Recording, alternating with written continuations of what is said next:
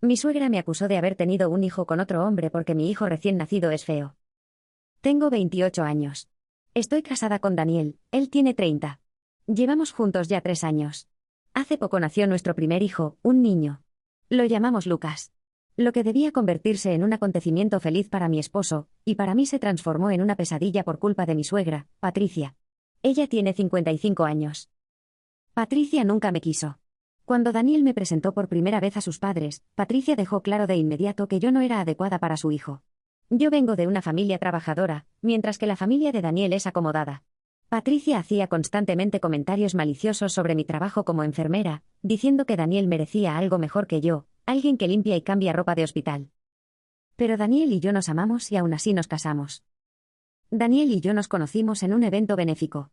Él fue con sus amigos y yo era voluntaria como parte de mi programa de estudios. Nos caímos bien de inmediato porque ambos amábamos ayudar a las personas. Daniel era diferente a otros hombres que había conocido. Era amable y no le importaba que yo no proviniera de una familia rica. Le gustaba que trabajara duro para convertirme en enfermera. Nuestra relación avanzó rápidamente. Al cabo de un año ya hablábamos de boda. Fue entonces cuando conocí a Patricia. Daniel me advirtió que su madre podía ser difícil, pero yo no estaba preparada para lo cruel que resultó ser. Cuando fui por primera vez a su casa, Patricia me miró como si fuera basura. Apenas me dio la mano y esbozó una sonrisa forzada. Durante la cena me bombardeó con preguntas sobre mi familia, mi trabajo y mis planes. Con cada respuesta mía su rostro se volvía más sombrío. Después de la cena escuché cómo le decía a Daniel que podía encontrar a una chica mucho mejor. Mencionó a la hija de una amiga suya que estudiaba Derecho. Daniel me defendió, pero entendí que esto sería un problema. A pesar del descontento de Patricia, Daniel y yo nos comprometimos unos meses después. Patricia estaba horrorizada. Intentó convencer a Daniel de que pospusiera la boda, diciendo que éramos demasiado jóvenes. Cuando eso no funcionó, intentó organizar una boda enorme y carísima que no podíamos permitirnos. Daniel se negó y celebramos una boda pequeña, tal como soñábamos. Patricia estuvo furiosa todo el tiempo. Incluso dio uno en la boda en el que dijo que esperaba que yo subiera a su nivel al convertirme en parte de su familia. Fue humillante, pero Daniel y yo intentamos no dejar que arruinara nuestro día. Después de la boda, Patricia siguió creando problemas. Intentaba presentarle otras mujeres a Daniel, aunque ya estábamos casados. Decía que Daniel había caído bajo al elegirme, y que nuestros hijos serían mediocres por culpa de mi familia. Daniel siempre me defendía. Y por eso Patricia me odiaba aún más. Venía a nuestra casa sin avisar, criticaba todo, los muebles, la comida, absolutamente todo. Una vez incluso trajo a una mujer con la que, según ella, se había encontrado por casualidad, para presentársela a Daniel. Daniel estaba tan enfadado que no habló con su madre durante varias semanas. A pesar de toda la maldad de Patricia, Daniel y yo éramos felices. Yo me convertí en enfermera jefe en el hospital. A Daniel también le iba bien en el trabajo. Queríamos tener un hijo, pero decidimos esperar hasta sentirnos preparados. Cuando anunciamos que estaba embarazada, Patricia no se alegró. Solo dijo que esperaba que el bebé se pareciera a su familia. Venía conmigo a todas las citas médicas, aunque le pedíamos que no nos molestara. Cuestionaba absolutamente todo, desde el médico que elegí hasta las vitaminas que tomaba. Cuanto más se acercaba el parto, peor se volvía. Quería que viviera en su casa el último mes de embarazo, diciendo que no confiaba en que Daniel pudiera cuidarme. Me negué y tuvimos una gran pelea. El parto fue muy difícil. Las contracciones duraron 36 horas, pero Daniel estuvo a mi lado todo el tiempo. Cuando nació Lucas, éramos inmensamente felices. Tenía mucho cabello oscuro, igual que Daniel. Permanecimos 2 días en el hospital. Yo estaba agotada, pero feliz. Daniel llamó a nuestras familias para avisar que pronto volveríamos a casa. Patricia dijo que vendría a ayudarnos, aunque le dijimos que queríamos estar solos con el bebé. Cuando Daniel nos llevó a casa, quedamos en shock. Todas mis cosas estaban tiradas en el jardín. Mi ropa, mis libros y mi uniforme de enfermera estaban esparcidos a la vista de los vecinos. Patricia estaba de pie en la puerta, sonriendo con suficiencia. Yo me quedé paralizada del horror. Daniel se enfureció. Me dijo que me quedara en el coche con Lucas mientras él hablaba con Patricia. Cuando se acercó a la casa, Patricia gritó: «¿Cómo te atreves a volver con esta infiel?». Ella chillaba diciendo que siempre supo que yo no era digna de Daniel y que ahora tenía pruebas. Daniel estaba desconcertado. «¿De qué estás hablando?», preguntó enfadado. Patricia señaló a Lucas en el coche. «Ese niño no es tuyo. En nuestra familia nunca han nacido niños tan feos. Ella te engañó y ahora quiere atarte con un hijo de otro hombre».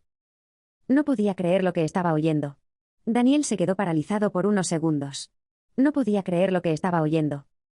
¿Estás loca?, gritó. Ese es mi hijo. Patricia empezó a llorar de forma histérica y a atraer la atención de los vecinos. Gritaba que yo había destruido la vida de su hijo, que lo había engañado y que ahora intentaba atraparlo con un niño ajeno. Decía que siempre lo había sabido, que yo no era una mujer decente, y que todo había sido parte de mi plan. Daniel perdió completamente la paciencia. Le ordenó que se callara, recogiera mis cosas del jardín y se fuera inmediatamente. Patricia se negó. Dijo que esa era su casa, y que yo no tenía ningún derecho a estar allí. Fue entonces cuando Daniel le gritó que esa casa era nuestra, que él la había comprado con su propio dinero y que, si no se iba en ese mismo momento, llamaría a la policía. Patricia cambió de expresión. Pasó del llanto a la rabia en cuestión de segundos. Me miró con odio y dijo: «Te arrepentirás. No permitiré que arruines la vida de mi hijo». Daniel no quiso seguir discutiendo. Entró a la casa, recogió mis cosas él mismo y las volvió a meter dentro. Luego cerró la puerta con llave, y le dijo a Patricia que se fuera. Yo estaba sentada en el coche, temblando, abrazando a Lucas y llorando en silencio. Nunca en mi vida me había sentido tan humillada. Patricia finalmente se fue, pero no sin antes gritar que haría una prueba de ADN, y que demostraría que yo era una mentirosa. Esa noche casi no dormimos. Daniel estaba devastado. No podía entender cómo su propia madre había sido capaz de decir algo así. Me pidió perdón una y otra vez por no haber puesto límites antes. Al día siguiente, Patricia empezó a llamar sin parar. Enviaba mensajes diciendo que había hablado con abogados, que exigiría una prueba de paternidad, y que contaría la verdad a toda la familia. Daniel le respondió una sola vez. Le dijo que si volvía a acusarme o a acosarnos, cortaríamos todo contacto. Eso no la detuvo. Patricia empezó a llamar a los familiares de Daniel, contando su versión de la historia. Decía que yo había engañado a su hijo, que el niño no se parecía a nadie de la familia y que Daniel estaba cegado por mí. Algunos familiares empezaron a llamarnos, pidiendo explicaciones. Otros directamente nos acusaron y dijeron que Daniel debía hacerse una prueba de ADN por si acaso. Daniel se negó rotundamente. Dijo que no necesitaba ninguna prueba para saber que Lucas era su hijo. Yo estaba emocionalmente destruida. Acababa de dar a luz, estaba agotada, tenía cambios hormonales y además tenía que soportar que me llamaran infiel y mentirosa. Empecé a tener ataques de llanto y ansiedad. Daniel decidió que necesitábamos apoyo. Llamó a mis padres y les contó todo. Ellos estaban furiosos y al día siguiente vinieron a quedarse con nosotros. Cuando Patricia se enteró de que mis padres estaban en nuestra casa, explotó aún más. Envió mensajes diciendo que yo estaba poniendo a extraños contra su familia y que estaba manipulando a Daniel. Una semana después, Patricia apareció sin avisar en nuestro trabajo. Primero fue al trabajo de Daniel. Entró llorando, diciendo que su hijo no la dejaba ver a su nieto, y que yo lo había separado de su familia. Sus compañeros quedaron en shock. Luego llamó a mi hospital. Le dijo a una de mis supervisoras que yo era una mala madre, que había engañado a mi esposo y que el niño no era suyo. Afortunadamente, mi jefa fue comprensiva, pero para mí fue profundamente humillante. Después de eso, Daniel habló seriamente sobre pedir una orden de alejamiento. No queríamos llegar tan lejos, pero Patricia no nos dejaba otra opción. La situación empeoró cuando la hermana de Daniel, Sofía, se involucró. Al principio creyó a su madre. Llamó a Daniel y lo acusó de elegir a su esposa por encima de su verdadera familia. Daniel quedó destrozado. Pero unos días después, Sofía vino a nuestra casa para ver al bebé. En cuanto vio a Lucas, se quedó en silencio. Era evidente que el niño se parecía muchísimo a Daniel. Sofía empezó a llorar. Se disculpó conmigo y admitió que su madre había mentido. Prometió defendernos ante la familia. Eso desató un conflicto enorme dentro de la familia. Patricia acusó a Sofía de traición, y empezó a decir que estaba celosa porque no tenía marido ni hijos. Las cosas se volvieron todavía más graves cuando nos enteramos de que Patricia había contratado a un detective privado para seguirme. Me seguía al hospital, al supermercado e incluso a las citas médicas. Yo me sentía vigilada, humillada y aterrorizada. Cuando Daniel lo descubrió, explotó de rabia. Confrontó a su madre y le dijo que si no paraba inmediatamente, tomaría acciones legales. El golpe final fue cuando Patricia intentó demandarnos para obtener derechos de visita sobre Lucas. El abogado le dijo claramente que no tenía ninguna posibilidad. Todo este estrés empezó a afectar seriamente mi salud. Empecé a perder peso rápidamente y tuve problemas con la lactancia. El médico mencionó la posibilidad de depresión posparto. Finalmente, el padre de Daniel entendió la gravedad de la situación, y se disculpó por no haber intervenido antes. Prometió apoyarnos. Habían pasado 3 meses desde el nacimiento de Lucas, y aunque la situación seguía siendo difícil, parecía que lo peor había pasado. Pero nos equivocábamos. Patricia decidió cambiar de táctica. De repente se volvió tranquila, educada y aparentemente razonable. Dejó de llamar sin parar y de enviar mensajes agresivos. En su lugar, empezó a escribir textos largos y emotivos, diciendo que había reflexionado mucho, que había entendido sus errores y que solo quería hacer las paces por el bien de su nieto. Escribía que la vida era demasiado corta para el odio, que estaba sufriendo mucho y que tenía miedo de perder a su hijo para siempre. Decía que había actuado por amor y preocupación, y que ahora quería empezar de nuevo como una familia normal. Daniel no confiaba en ese cambio repentino. Yo tampoco. Después de todo lo que había hecho, era difícil creer que realmente hubiera cambiado. Aún así, Daniel tenía la esperanza de que tal vez su madre finalmente se hubiera dado cuenta de lo lejos que había llegado. Patricia pidió reunirse con nosotros en un lugar público, solo los 3, para hablar tranquilamente. Después de muchas discusiones, aceptamos bajo condiciones estrictas, la reunión sería en una cafetería, duraría poco tiempo y Lucas no estaría presente. Al principio, la conversación fue sorprendentemente calmada. Patricia lloró y pidió disculpas por algunas cosas, aunque nunca admitió claramente haberme acusado falsamente ni haber intentado destruir mi reputación. Dijo que se sentía sola y que tenía miedo de quedarse sin su hijo. Daniel fue muy claro con ella. Le dijo que, si alguna vez quería tener una relación con nuestra familia, tenía que respetarme como su esposa y dejar de difundir mentiras. Patricia asintió, dijo que lo entendía y prometió cambiar. Por un breve momento, sentimos esperanza. Esa esperanza duró exactamente 2 semanas. Una tarde, Daniel recibió una llamada de servicios sociales. Alguien había presentado una denuncia diciendo que Lucas vivía en condiciones inseguras, que yo era mentalmente inestable y que Daniel era violento conmigo. Nos quedamos en shock. Al día siguiente, los trabajadores sociales vinieron a nuestra casa. Revisaron todo, el apartamento, al bebé, nuestras rutinas, nuestros documentos. Nos hicieron decenas de preguntas y hablaron con los vecinos. Fue una de las experiencias más humillantes de mi vida. Me sentía como una criminal en mi propia casa.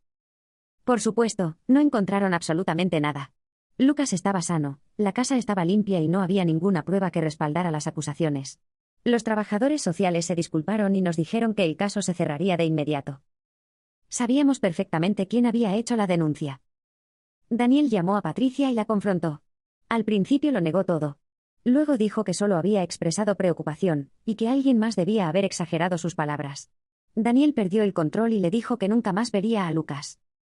Esta vez, lo dijimos en serio. Contactamos a un abogado e iniciamos oficialmente el proceso para obtener una orden de alejamiento. Reunimos todas las pruebas, las acusaciones falsas, el detective privado, el acoso en nuestros trabajos, el informe policial y ahora la falsa denuncia a servicios sociales. Cuando Patricia recibió la notificación legal, explotó. Empezó a enviar decenas de mensajes, pasando de suplicar a amenazar, y luego a acusarnos de crueldad. Después llevó todo a las redes sociales, publicando mensajes dramáticos en los que decía que su hijo había sido manipulado por su esposa, y que yo era una mujer malvada que le impedía ver a su nieto. Algunas personas le creyeron. Otras nos defendieron públicamente. Los comentarios se convirtieron en peleas abiertas. Daniel terminó borrando sus redes sociales para proteger su salud mental. La orden de alejamiento fue concedida de manera temporal.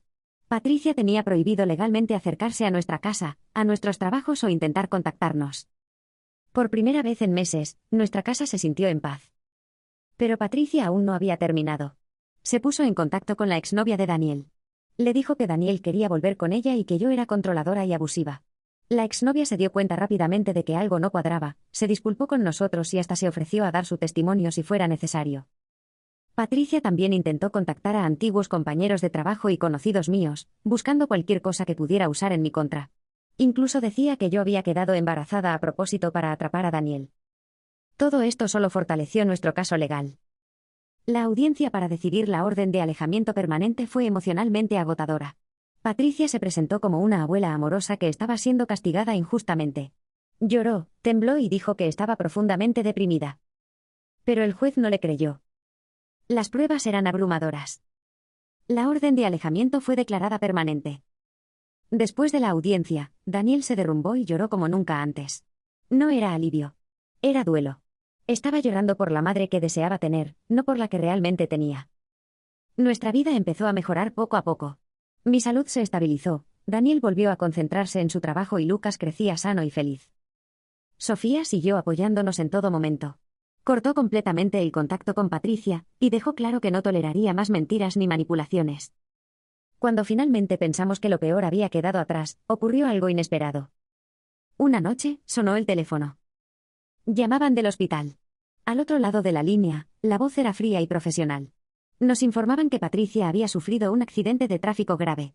Estaba en estado crítico, en cuidados intensivos. Daniel se quedó inmóvil, el teléfono temblando en su mano. No sabía cómo sentir. Había pasado meses luchando contra ella, protegiendo a su familia de sus manipulaciones, y ahora estaba en peligro real. Por una parte, sentía alivio por finalmente no tener que preocuparse por sus ataques. Por otra, sentía una culpa profunda, era su madre, y estaba gravemente herida. Mi corazón también se apretó, no podía imaginar lo que él estaba sintiendo. Decidimos ir al hospital. Llegamos rápidamente y nos presentaron la situación. Patricia había perdido el control de su coche, había chocado contra un árbol y había sufrido fracturas múltiples y un trauma craneal. Su pronóstico era incierto.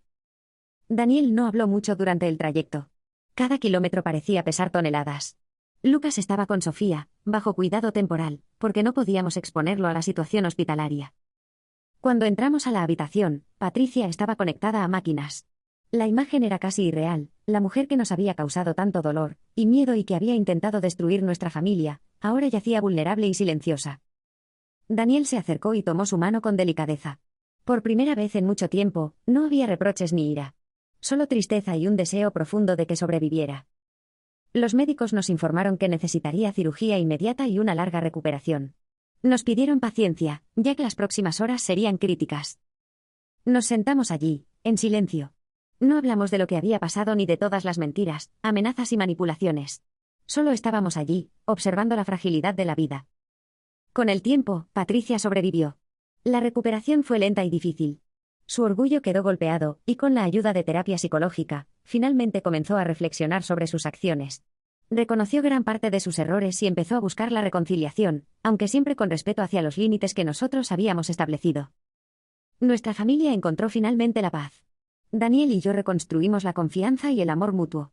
Lucas creció rodeado de cariño y seguridad, sin el miedo constante a la interferencia destructiva de su abuela. Aprendimos lecciones duras, a veces, el amor no significa permitir que alguien te destruya, y que proteger a tu familia requiere establecer límites claros y firmes. Y así, después de meses de conflicto, miedo y ansiedad, nuestra vida volvió a un ritmo tranquilo, lleno de momentos felices y auténticos. Patricia ahora podía ser parte de nuestras vidas, pero de una manera saludable y respetuosa, y nosotros finalmente podíamos respirar sin la constante sombra de amenazas y manipulación.